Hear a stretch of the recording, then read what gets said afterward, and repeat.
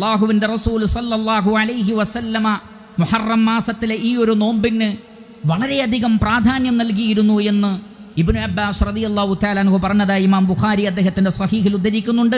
അദ്ദേഹം പറയുന്നു, മാ റഅയ്തു നബിയ സല്ലല്ലാഹു അലൈഹി വസല്ലമ യതഹറ സിയാമ യൗമിൻ ഫദ്ദലഹു അല്ലാഹു അലാ ഗൈരിഹി ഇല്ലാ ഹാദൽ യൗം യൗമ ആശൂറാ വഹാദ അശ്ശഹ്ർ യഅനി ശഹ്റ റമളാൻ.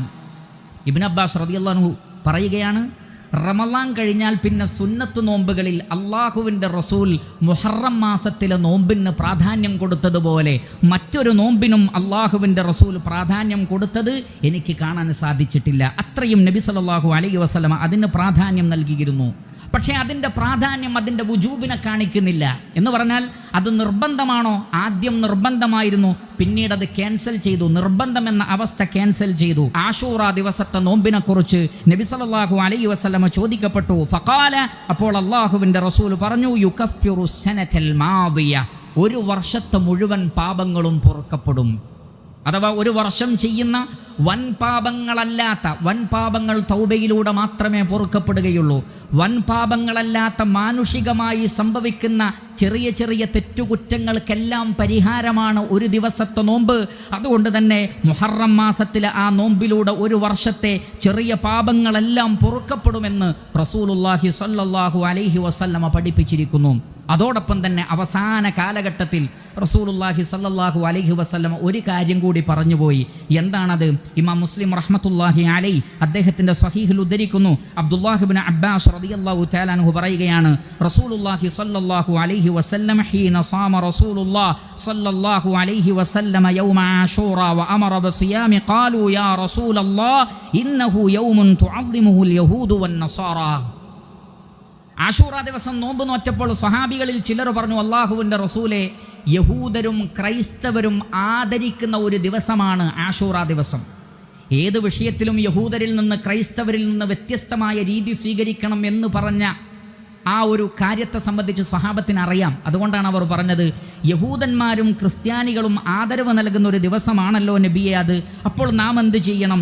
അപ്പോൾ റസൂലുള്ളാഹി സ്വല്ലല്ലാഹു അലൈഹി വസല്ലമ പറഞ്ഞു, ഫഇദാ കാനൽ ആമുൽ മുഖ്ബിലു ഇൻഷാ അല്ലാഹ് സുന്നൽ യൗമത് താസിഅ.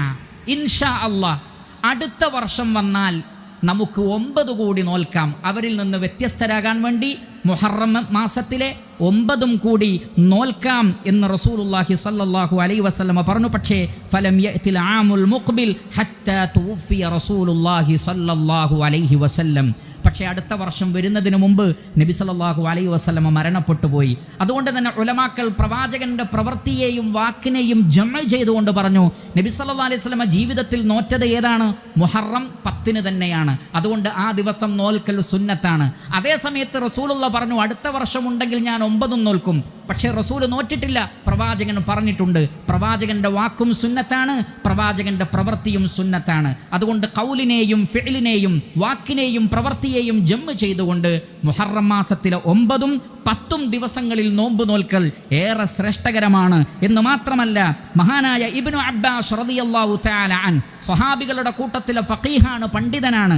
അദ്ദേഹം പറഞ്ഞതായി സ്വഹീഹായ റിവായത്തിൽ സ്ഥിരപ്പെട്ടിട്ടുണ്ട്.